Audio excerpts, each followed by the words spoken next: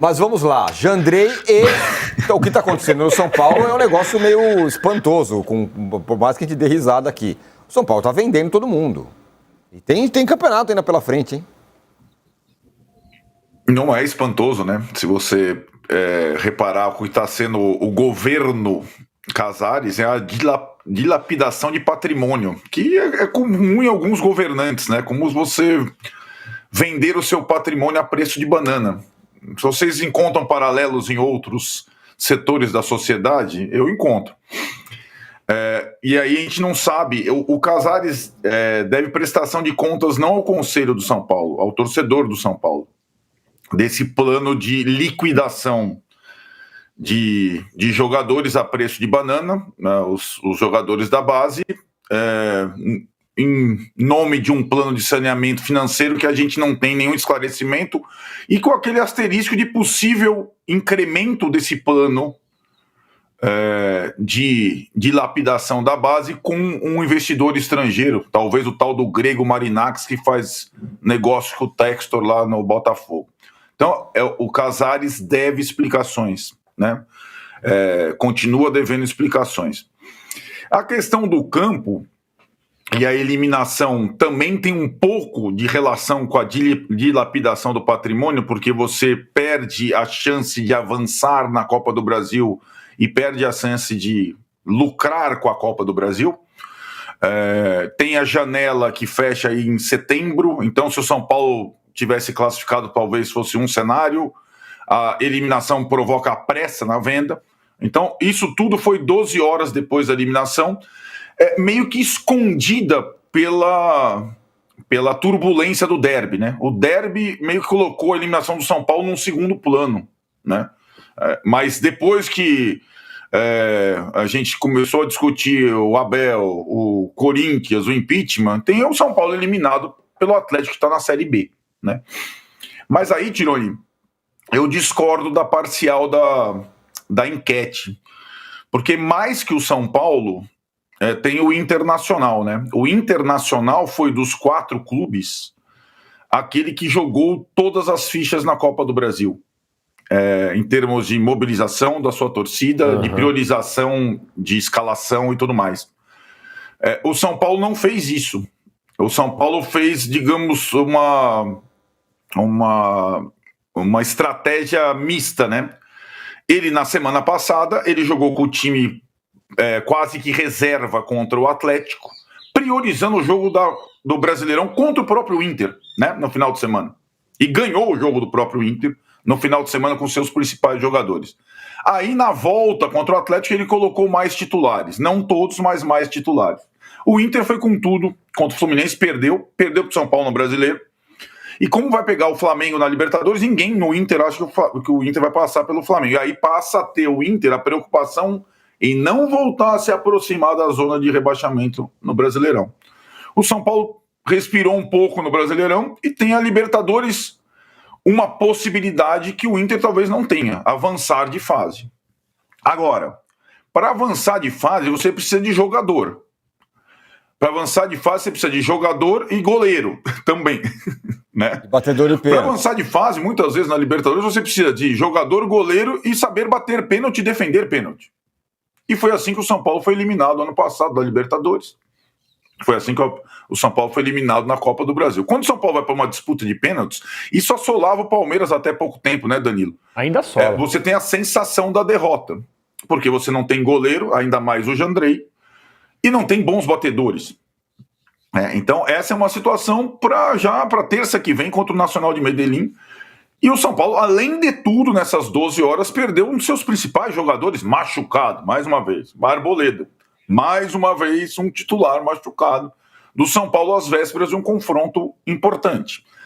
Então, São Paulo 2025 é um caos no campo. Enquanto a direção tenta mostrar que está controlando as finanças, impedindo grandes investimentos, deixando o elenco mais curto do país, e aí agora está muito claro que as questões principais elas vão além do treinador, né? Que o Crespo está se deparando com muitas coisas que prejudicavam o trabalho do Zubeldia, né? E acho que isso está claro, né? Essas limitações estão claras. E aí, aí você não pode se dar o luxo de ter no elenco curto jogadores caros que não produzem nada. Isso está acontecendo com quase... E o Jandrei é mais um desses casos. É um jogador caro, um goleiro reserva caro, que não produz nada, né? Produz. E que aí são discussões saborosas, porque ele conseguiu a proeza de ser um goleiro queimado numa disputa por pênaltis. O melhor momento por goleiro é a disputa por pênaltis. Ele só tem a ganhar com a disputa por pênaltis. É verdade. Talvez ele não pegasse nenhum e a gente não estivesse falando nada aqui sobre isso. Pegar o pênalti é um mérito, né? O Cássio ontem, que o Trajano falou, foi buscar o pênalti e estava 1-0 pro Cruzeiro contra o CRB, ele pegou um pênalti decisivo no tempo normal. Mas o Jandrei, além de não pegar, ele quis pegar a bola e bater o pênalti. E ele falhou no gol. Num clube que teve lá o Rogério, que por sinal foi quem indicou a contratação do Jandrei, e que um clube que teve o goleiro histórico, tá lançando a camisa do Rogério na semana. Será que o Jandrei não pensa nessas coisas? Meu Deus do céu. O que passa naquela cabecinha? Três que tem um monte perguntas que de eu queria barba? fazer pro Arnaldo em relação a isso. Fala. Né? Fala, Trajano. Não é verdade? Não, ele três vai lá perguntas, ele Arnaldo. vai lá e vai bater o pênalti. Primeiro, como é que ele falou a expressão? Dilapidar Dilapidar o patrimônio. Você tirar o Jandrei, emprestar, vender, sei lá o quê, é dilapidar o patrimônio? Não, aí não. Primeira pergunta. Não, aí não. Tá, mas ele tem. Aí não. E você citou outros dois que não jogam. Um garoto que nunca jogou e o outro que era uma esperança. Muito bem. Não entendo como dilapidar o patrimônio com esses três. Segunda coisa. Foi pênalti pênalti. O Rafael tinha que ser expulso, ele tocou no jogador do Furacão. Eu não sei até agora. O Mauro acha que não, o Danilo acha que sim. Não, mas não, o Danilo tá de sacanagem. Não tô. É difícil, não é um negócio claro, mas tem uma das câmeras que quando você vê, dá pra ver até a caneleira. A questão é o seguinte, naquela velocidade, qualquer coisa derruba o jogador. Qualquer um que correu e toma um toque por baixo, sabe. Mas não tocou. Tocou, dá pra ver a caneleira do Rafael mexendo, gente. Pode ver. Também acho estranho o cara ia fazer o gol, ele ia se jogar. Ele não ia se jogar, tu. Que ele não ia Ele fazer pode o perder gol, o equilíbrio.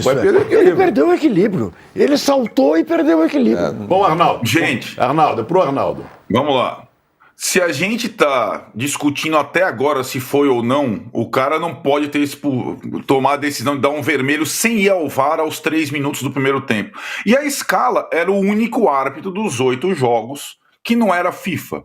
Esse árbitro, o Felipe, ele não apita em BH, que é a terra dele, porque Atlético e Cruzeiro vetam ele. Ele é péssimo. E a escala dele é suspeita. Quando tem o Petralha querendo vingança lá atrás, babando, você não tem que...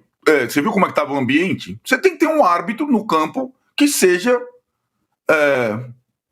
respeitável, que seja dos melhores, que não se submeta à pressão. E esse árbitro, ele deu um cartão amarelo pro Bobadilha com 20 segundos e expulsou o goleiro com 3 minutos. Não precisa nem falar mais nada, mas isso já foi. A terceira pergunta pro Arnaldo. Isso já foi. A escala diz muito mais do que a atuação do árbitro. Mas fala. Sobre a dilapidação de patrimônio, Trajano, é vender as jovens promessas a preço de banana, como quem vai, para fazer uma analogia, dilapida seu patrimônio em caso de extrema necessidade, vendendo muito pior do que o valor real, e sem saber como será o amanhã, porque uma geração, que é essa geração 2006, que está sendo, você soma os 5, 6 que estão sendo vendidos por um preço ridículo, você não terá no ano que vem mais a geração 2007 com tantas oportunidades.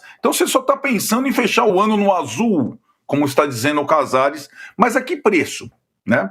Eu estou quase empurrando para vocês a questão de governantes nossos que fazem... E a privatização é assim. Patrimônio. A privatização desse jeito. Eu tenho uma pergunta, Arnaldo, que eu não tenho visto ninguém falar. Você não acha que o Jandrei, além do mais, falhou no primeiro gol? Acho que ele desviou em duas vezes, né? Não? Juca, essa é a questão. Só uma questão. Eu acho que ele não falhou, a bola desvia em cima dele. Eu não embora ele tenha imitado o Muralha, saudoso goleiro do Flamengo, que o Mauro gostava, também de barba, e pular sempre no mesmo canto. Isso.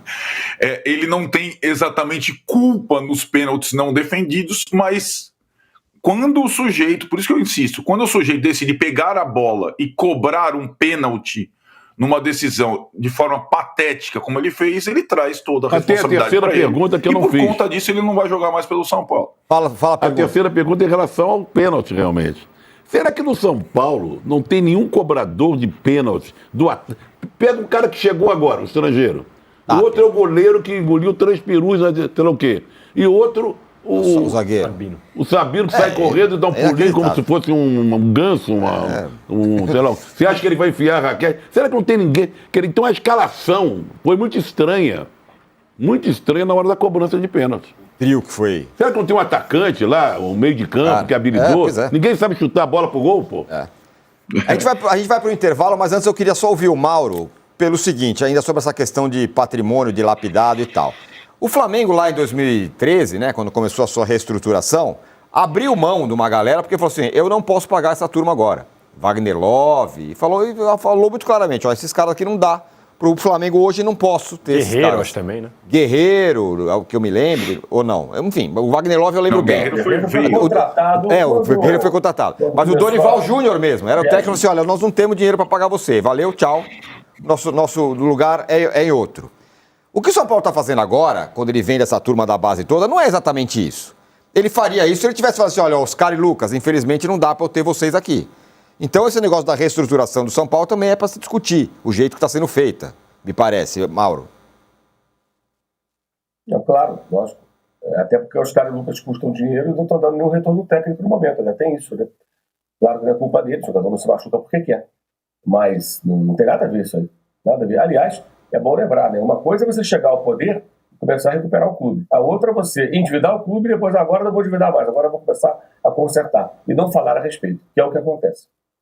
Exatamente isso. Uma coisa falando. O pior problema da São Paulo é a falta de transparência. É não falar o respeito. No momento desse, se você quer fazer uma reformulação, você tem que ter transparência, porque aí o torcedor compra o seu discurso ou não, e entende o seu pelo momento. Menos ele é informado. Mas assim, se o cara chega e fala, estamos quebrados, não temos dinheiro, precisamos fazer isso, para o São Paulo voltar a ser grande, poder comprar, e o torcedor não entender, aí é um problema do torcedor que, não vai entender uma questão que é básica ali, que, deveria entender. Se não entendeu, beleza. Agora, não fala nada. E aí vende o jogador, aí que nem o Tirani falou, tá bom, vai ficar no azul por quê?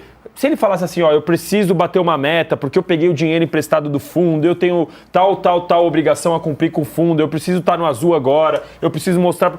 Os caras não falam nada, é um negócio inacreditável. Agora, eu tenho uma curiosidade dessa história do Jandrei. Em que momento se deu o empréstimo dele para o Juventude? Na terceira queda para o mesmo lado? Quando ele pulou pela terceira vez pelo lado errado? A hora que ele bateu, antes de bater, quando ele pegou a bola para bater, em que momento o telefone tocou? Quer ficar com o Jandrei aí e tal? Verdade, uma boa pergunta. Não é? Eu não consigo, isso para mim é incompreensível. Pelo outro lado também, que aceitar o Jandrei, porque você está precisando muito de goleiro também, né? Pois é, daqueles mistérios do futebol, só para fechar, aí, a gente vai pro break. O Juventude é o time que mais toma gols, né? Isso. Tem um saldo negativo absurdo. E agora terá o Jandrei. Daqueles mistérios que eu não consigo entender, porque o Jandrei, não é que o Jandrei falhou desse jogo, o Jandrei, a última aparição dele no ano passado foi ele entregar um gol pro Botafogo, quando o São Paulo estava ganhando o jogo, na última bola. Esse é o Jandrei, todo mundo sabe. Mas por outro lado, eu falei no início do programa aqui, foi 2 noites de goleiros como personagem.